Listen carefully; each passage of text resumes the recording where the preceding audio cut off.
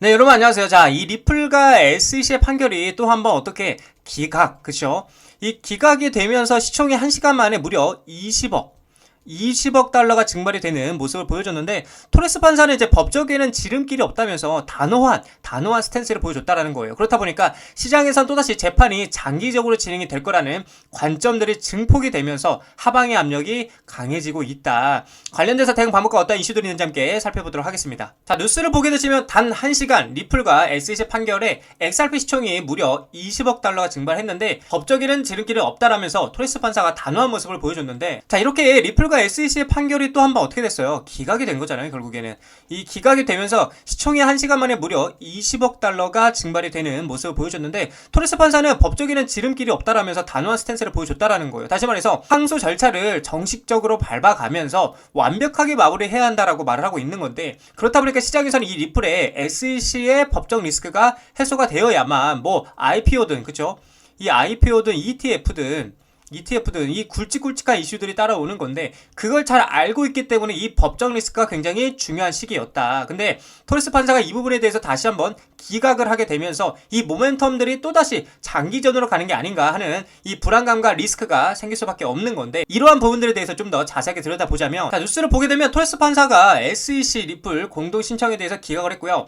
XRP 소송이 장기화가 될 것이다, 지금 얘기들이 나오고 있는데, 자, 내용을 보게 되면 SEC와 리플랩스, 그러니까 리플 간의 미국 증권법 위반 소송이 예상치 못한 전환점을 맞았다. 그래서 아날리사 토레스 미국 지방법원 판사는 이날 양측이 제기한 공동 신청을 어떻게 했어요? 공식적으로 기각을 하면서 소송 해결에 대한 불확실성을 가중시키고 있고요. 이번 결정으로 인해서 전세계 암호화폐 커뮤니티에서 이목이 집중되었던 XRP 소송은 더욱 장기화가 될 것으로 보인다라고 얘기를 하고 있는 거죠. 자, 계속해서 법원의 지시적 판결 요청 거부인데, 리플과 이제 SEC는 법원의 지시적 판결을 요청하며 공동 신청을 제출했죠. 이는 항소심 판결 이후에 토레스 판사가 기존 판결의 내용을 수정할 의향이 있는지 사전에 확인하는 시도였는데, 특히 양측은 법원이 과거에 영구적 금지 명령을 해제하고요, SEC가 추산한 2억 달러 규모의 리플 벌금을 5천만 달러로 삭감하는 것에 대해서 지지 의사를 표명해 주었었다. 그래서 기대가 했는데, 토레스 판사는 이제 이러한 요청들이 받아들이지 않기로 결정했고요. 앞서 언급한 이유로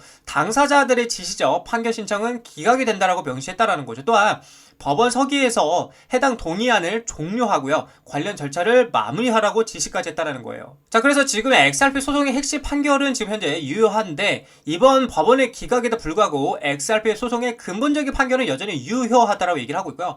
토레스 판사가 2023년 7월에 내린 약식 판결에 따르면 리플의 공개거래소에서의 프로그래매틱 XRP 판매는 증권법을 위반하지 않았지만 기관 투자자에 대한 판매는 증권법을 위반했고요, 그렇게 판결했고, 이는 현재까지도 이 사건의 핵심적인 내용으로 남아있다는 거죠. 그래서 리플이 기관 투자자에게 XRP를 판매하는데 여전히 제약을 받고 있고요, SEC가 부과하려는 벌금의 규모 또한 아직 확정되지 않았음을 의미하고 있다. 그래서 리플이 유사한 위반 행위를 하지 못하도록 금지했던 이전의 가처분 명령 역시 그대로 유지가 되고 있다는 거죠. 자, 그래서 이제 현재 소송의 다음 단계와 시장 반응에 대해서 보게 되면, 이번 소송은 SEC가 법원에 상황 보고서를 제출해야 하는데 최소 8월 15일까지는 중단이 될 가능성이 높다라고 얘기를 하고 있어요. 그러니까 8월 15일까지는 이 중단이 될 가능성이 높다라는 거죠. 그래서 법률 전문가들은 새로운 제출이나 합의 변경 등의 조치가 없다라면 소송은 미국 제2순회 항소법원으로 회부될 가능성이 크고요, 2025년 말 또는 그 이후까지도 이어질 수 있다고 전망하고 있다라는 거죠. 자, 그래서 일부 전문가들은 이제 이번 기각을 중요한 전환점이라기보다는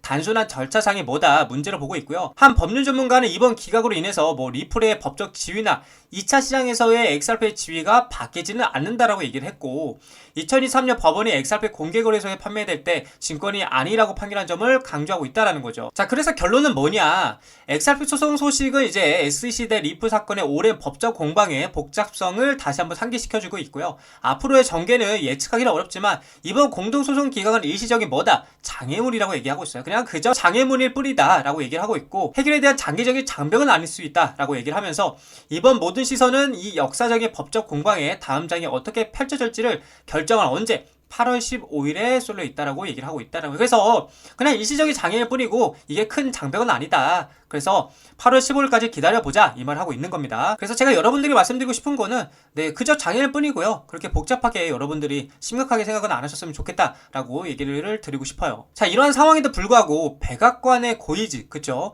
이 백악관의 고위직에서도 이 리플을 어떻게 하고 있어요? 사들이고 있고요. 또 중요한 거는 세력들의 움직임만 보더라도 우리는 지금의 상황이 부정적보다는 긍정적이다라고 볼 수가 있겠습니다. 자, 그렇다 보니까 이미 세력들과 고래들은 이걸 알고 분주하게 움직이고 있는 모습들을 보여주고 있는데, 리플 XRP는 써봤어? 이러면서 글로벌 대기업들이 이 XRP에 대해서 재무 다각화를 하고 있다. 그래서 올 하반기에 XRP가 투기 자산을 넘어서 고효율 유동성 도구로 보상할 것이고요. 4억 7,100만 달러 규모로 투자 포착을 했고, 기업 재무 관리 패러다임에 대한 변화가 예고되고 있고, 속도 빠르고 비용도 저렴해 규제 명확성 확보로 기관 투자들에게는 너무나도 매력적인 이 XRP다라고 지금 얘기를 하고 있어요. 자, 그렇다 보니까 여러 기업들이 어떻게 하고 있어요? 공식적으로 자사 대차 대조표 XRP를 할당에 발표를 했고, 비버파워 인터내셔널은 사무를 통해서 1억 2,100만 달러 조달을 했고요. 그리고 미국 의약품 유통업체인 웰지스틱스 헬스는 XRP 인수를 지원하기 위해서 LDA 캐피털로부터 5천만 달러 규모의 주식 신용한도를 확보를 했고, 또한 6,000개 이상의 약국으로 구성된 자사 네트워크에서 XRP 기반 결제를 사용할 계획이라고 밝혔다. 그리고 웨브스 인터내셔널은 국경 간 지불 인프라 강화를 위해서 XRP 재무준비금을 구축하는 것을 목표로 3억 달러 규모의 부채 자금을 조달하기 위해서 SEC에 어떻게 신청을 해놓은 상태이기도 하고요. 그렇다 보니까 메사리는 기업이 XRP 재무준비금에 할당한 총 금액이 현재 얼마예요? 4억 7,100만 달러를 넘어섰다고 분석하고 있다라는 거죠. 돈의 흐름, 이 돈의 흐름, 그리고 뭐예요? 또 수급, 그쵸?